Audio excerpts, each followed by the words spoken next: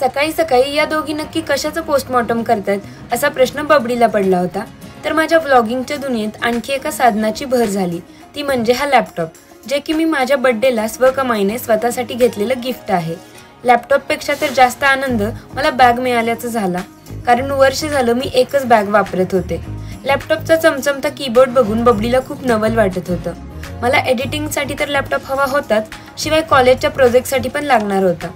सगळं चेक करून झाल्यावर लॅपटॉप साईडला ठेवून मी निघाले कॉलेजला, कारण माझा MBAचा फर्स्ट इयरचा रिझल्ट लागलाय.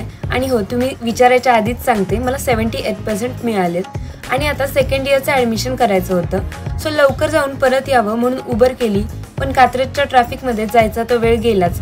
तेव्हा कधी एकदाचा हा उड्डाणपूल होतोय असं झालं होतं.